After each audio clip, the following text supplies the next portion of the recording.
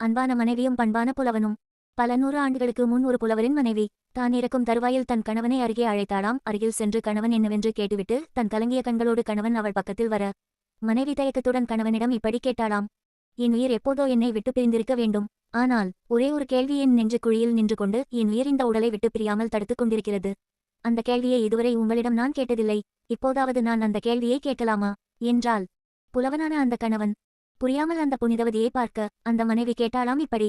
இதுவரை உங்களிடம் நான் கேட்காத அந்த கேள்விக்கு இப்போதாவது பதில் எனக்கு தெரிந்து விட்டால் நிம்மதியாக கண்களை மூடுவேன். அந்த நிம்மதியான மரணத்தை எனக்கு தருவீர்களா?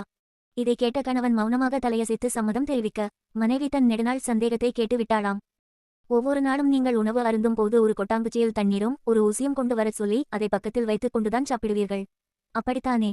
கணவன் இதற்கும் மௌனமாக தலையசைக்க மனைவி கேட்டாளாம். இதுவரை அதற்கான காரணத்தை ஒருபோதும் நான் உங்களிடம் கேட்டதில்லை. காரணம் கணவன் சொன்னதற்கு மறுபேச்சு பேசி நான் அறிந்ததில்லை. இப்போது என் வாழ்வின் இறுதி மூச்சில் இருக்கிறேன். இப்போதாவது சொல்லுங்கள், அந்த கொட்டங்கச்சியும் தண்ணீரும் எதற்காக? இதை கேட்டுவிட்டு இதற்கான பதிலை எதிர்பார்த்து அந்த மனைவி புலவனான கணவன் முகத்தை புரியாமல் பார்த்திருக்க அந்த கணவன் சொன்னாராம்.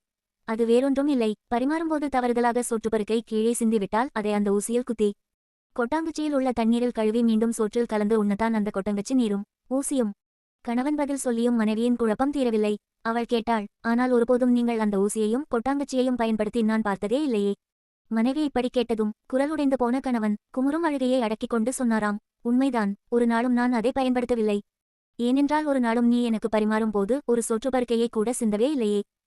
கணவன் பதில் அறிந்த மனைவி புன்னகை செய்தாளாம். அவ்வளவுதான், கண்மூடி விட்டாளாம். நெகிழ்ச்சியோடு நெடுநேரம் நின்ற கணவன் அந்த புலவன் கண்ணீரோடு தன் அன்பு மனைவிக்காக உடனே ஒரு கவிதை எழுதினானாம். இதுநாள் வரை தன் வாழ்நாளில் அவன் எழுதியதெல்லாம் 2 வரி பாடல்கள். அதில் 7 வார்த்தைகள். அவ்வளவுதான். அதுதான் அந்த புலவன் தன் பாட்டுக்கு ஏற்படுத்தி கொண்ட பார்முலா, விதி. இப்போது தனது செயல் விதியை தானே தளர்த்தி கொண்ட அந்த புலவன் தன் வாழ்வில் முதலாக 4 வரிப்பாட்டு ஒன்றை எழுதினானாம்.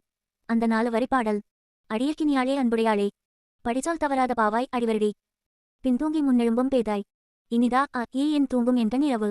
ஆம், இந்த 4 வரிப்பாடலை எழுதிய அந்த புலவர் திருவள்ளுவர். கணவன் சொல் தட்டாத அந்த கள்ளமற்ற அன்பு மனைவி வாசுகி. அந்த பாடலின் பொருள்: அடியவனுக்கு இனியவளே, அன்புடையவளே, என் சொல்படி நடக்க தவறாத பெண்ணே, என் பாதங்களை வருடி தூங்கச் செய்தவளே, பின் தூங்கி முன் எழுபவளே, பேதையே, என் கண்கள் இனி எப்படித்தான் இரவில் தூங்கப் போகிறதோ. இன்னொரு வள்ளுவன் எதிர்காலத்தில் பிறக்கலாம், ஆனால் இன்னொரு வாசுகியும் எதிர்காலத்தில் பிறக்கலாம் என்ற நம்பிக்கையோடு மனைவியை போற்றுவோம். வாழ்க வளமுடன். இனிய காலை வணக்கம்.